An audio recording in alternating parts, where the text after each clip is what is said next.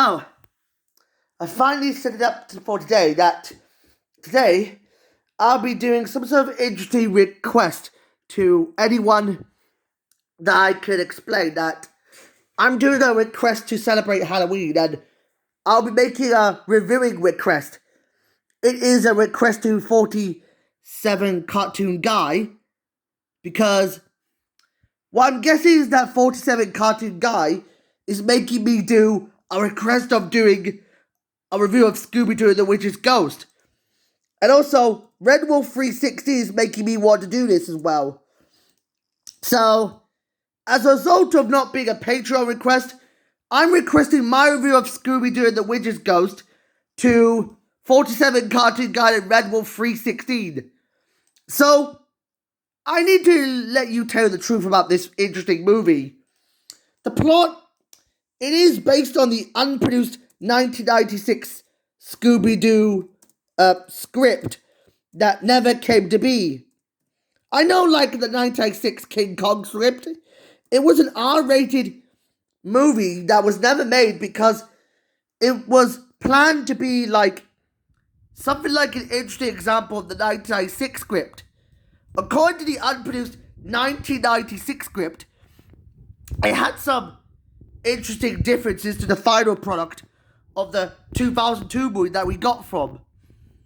I noticed that the 1996 movie had some differences because what I'm guessing is that Tim Burton was considered to direct the 1996 Scooby-Doo movie in an early script that was pitched to Universal Pictures.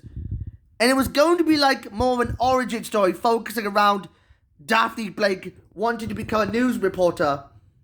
But actually, a reporter who hunts down monsters because she wanted to be a reality reporter.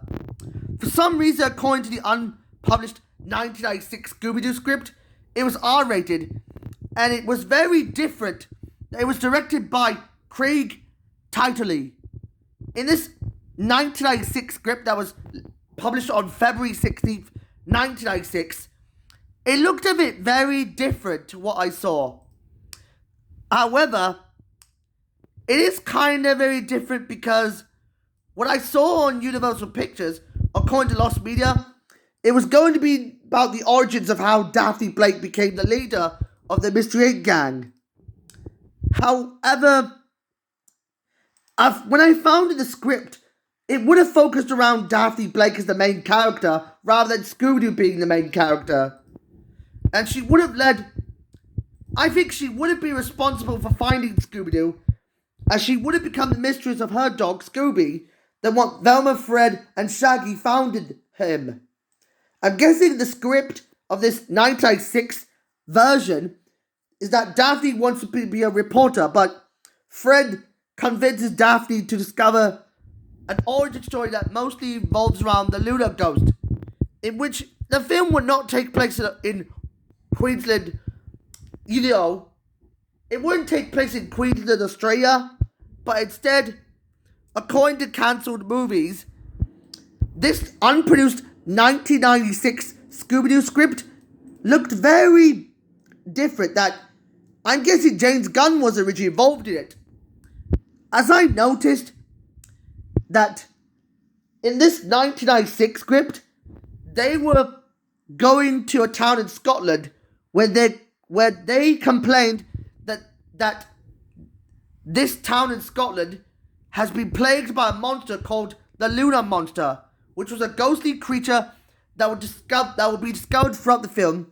But this ghost, this half ghost, half monster hybrid, was the victim of Daphne that has to come to terms within her own prejudices and her own now belief systems that would keep Scooby and Shaggy a run for their snacks.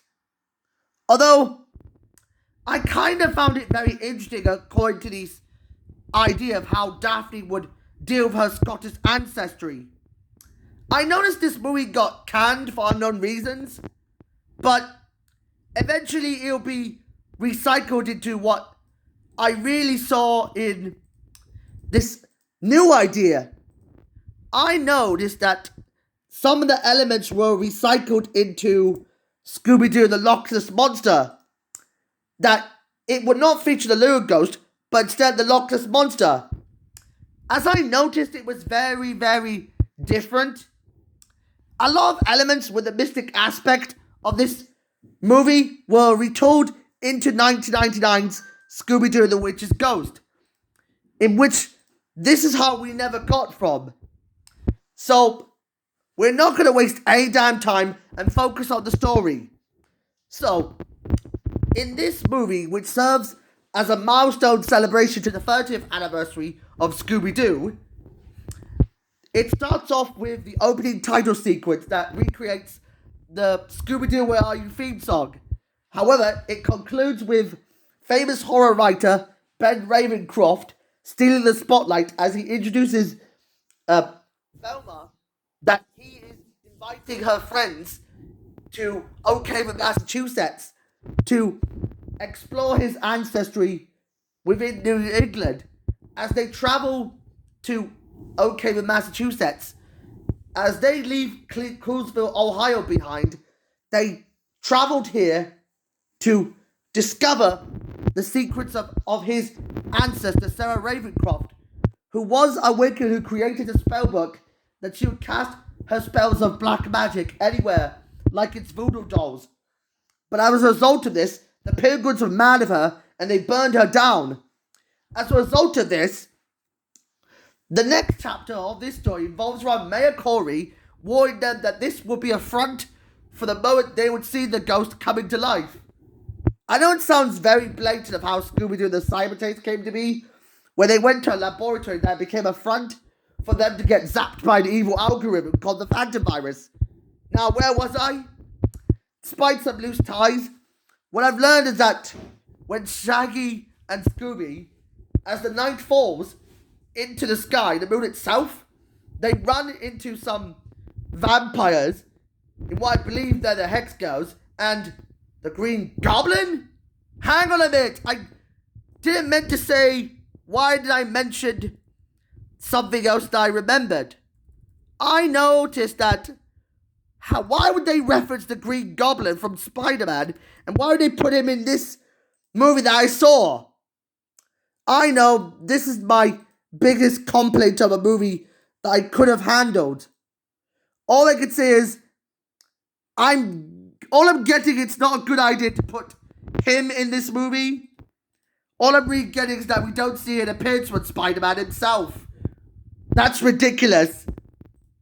And what happens is that Sally, however, discovers that this Green Goblin ripoff is Mr. McKnight in disguise, and that's why her father explains he's a bit sorry for doing this, and some guys were staging it for some sort of an accident that they might cause it on them to happen.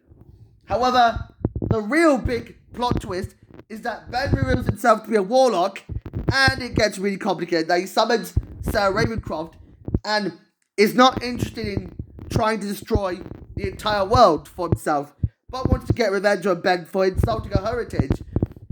As chaos ensues, both Velma and Sally use some sort of reversing spell to suck both of them inside the spellbook, which is sort of like a sealed evil in a can situation. Wow. Very interesting. And as a result of this, that would end with some sort of dance party ending, with a reprisal of I Put a Hex on You.